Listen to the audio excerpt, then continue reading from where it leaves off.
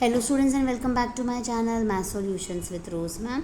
और आज की क्लास में हम करेंगे मिशन मैथमेटिक्स की 8th क्लास की कार्यपत्रक। चैप्टर है वर्ग और वर्गमूल। डेट है 3 अगस्त 2023। आपकी वीक 4 की डे 4 है और वर्कशीट थर्सडे की वर्कशीट है। तो चलिए स्टार्ट कर लेते हैं हमारी आज की वर्कशीट। उससे पहले आप सभी से रिक्वेस्ट है एक छोटी सी, बेटा प्लीज़ चैनल को सब्सक्राइब कर दीजिए। और जो बच्चे मेरे चैनल पे न्यू हैं या फिर चैनल को पहली बार आए हैं और या फिर अभी तक सब्सक्राइब नहीं किया है, वो सभी बच्चे पहले चैनल को सब्सक्राइब कर दीजिए। स्टार्ट करते हैं हम। इसको देखिए काउंट करेंगे क्योंकि यहाँ लिखा हुआ है ऊपर प्रयुक्त कॉलम में दी गई आकृति में छोटे वर्गों को गिनिए। ये हो गया 1, ये हो गया 4, 9, 16 और ये हो गया आपके 25। ठीक है। ऊपर प्राप्त संख्याओं को निम्न प्रकार से लिखा जा सकता है। 1 को हम लिख सकते हैं 1 गुणा 1, 4 को हम लिख सकते हैं 2 गुणा 2, 9 को लिख सकते हैं 3 गुणा 3, 16 को लिख सकते हैं 4 गुणा 4 और 25 को लिख सकते हैं 5 गुणा 5। क्या आपने कुछ देखा? ऊपर प्राप्त संख्याएं 1, 4, 9, 16, 25 कुछ विशेष संख्याएं हैं। आइए देखें कि वे कैसे विशेष है।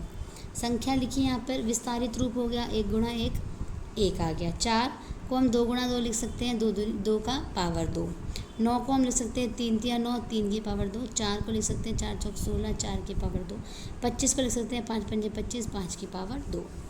हमने पाया कि संख्या 1, 4, 9, 16 और 25 संख्या को उसी संख्या से गुणा करके प्राप्त हुई है। ऐसी संख्याओं को पूर्ण वर्ग कहा जाता है, जो परफेक्ट स्क्वायर नंबर हम इसको कहते हैं।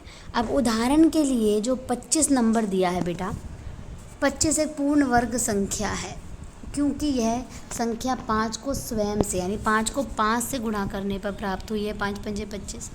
और 12 एक पूर्ण वर्ग संख्या नहीं है क्योंकि यह 2 अलग अलग संख्याओं को गुणा करके प्राप्त हुई है।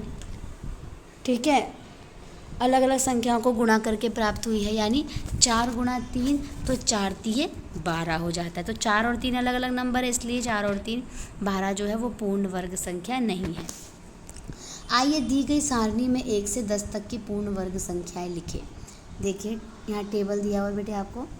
1 की हो गई 1, 2 को हम लिख सकते हैं 2 गुणा 2, 4, 3 को 3 गुणा 3, 9, 4 को 4 गुणा 4, 16, 5 को 5 गुणा 5, 25, 6 को 6 गुणा 6, 36, 7 को 7 गुणा 7, 49, 8 को 8 8 64, 9 को 9 9 81 और 10 को लिख दिया हमने 10 धाम 100। यदि किसी संख्या की इकाई के स्थान पर 2, 3, 7 और 8 आता है तो वह संख्या एक पूर्ण वर्ग संख्या नहीं होगी। इसके अलावा एक पूर्ण वर्ग संख्या में अंत में शून्य की संख्या विषम नहीं हो सकती, ये भी है। तो अब क्वेश्चन आपको दिया हुआ है, निम्नलिखित संख्याओं में से पूर्ण वर्ग संख्याओं पर गोला लगाइए। तो देखिए कौन कौन सी पूर्ण वर्ग संख्याएं हैं। एक तो है 64, 8 8 64 होता है। एक है 36, 6 6 36, 81, 9 9 81, 144, 12 को 12 से गुणा करते हैं तो, और 625 जब 25 को 25 से गुणा करते हैं। बाकी कोई भी पूर्ण वर्ग संख्या नहीं है। तो आपको क्वेश्चन लिखना है बेटे और उसके बाद उनको सर्कल करना है। तो इस तरह से हमारी आज की वर्कशीट जो है वो कंप्लीट हो जाती है। आप इसे अपनी कॉपी में नोट डाउन कर लीजिए। Thank you students for watching the video को लाइक शेयर एंड चैनल को सब्सक्राइब कर दीजिए। फिर मिलेंगे हम नई वीडियो में नई वर्कशीट के साथ।